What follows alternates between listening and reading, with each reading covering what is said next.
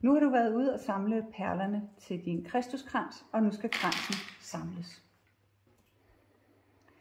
Du tager et stykke elastisk tråd på ca. 30 cm, og så tråder du nålen med det.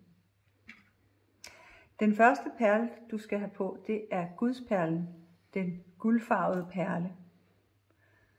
Og for at den ikke triller af, så skal du lige binde et par knuder. Sådan. Så den stopklods, og sørg for, at alle perlerne bliver på. Så gudsperlen skal have en stilhedsperle. Og så kommer jeg-perlen, dåbsperlen, en stilhedsperle mere, ørkenperlen, stilhedsperlen, og den blå bekymringsløshedsperle, en stilhedsperle mere, og så de 2 røde kærlighedsperler.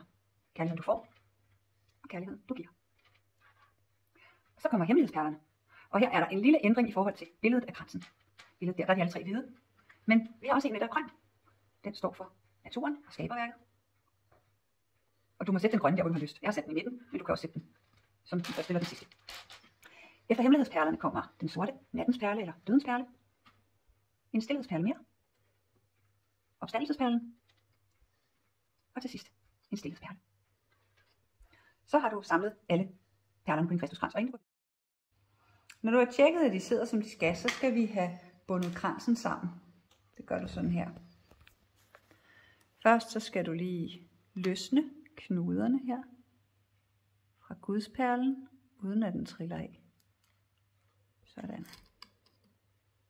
Så skal du have nålen af. Så skal du binde nogle knuder, og der kan du godt binde en 3, 4, 5 stykker. 2, 3, 4, 5. Og så tager vi et lille smule lim her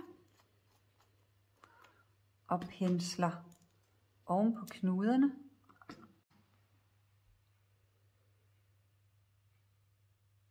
Sådan.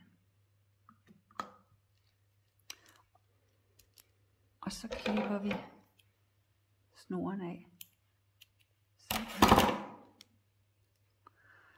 Og så til sidst så tager vi gudsperlen og trækker uden om knuden. Sådan. Så er kristuskransen færdig.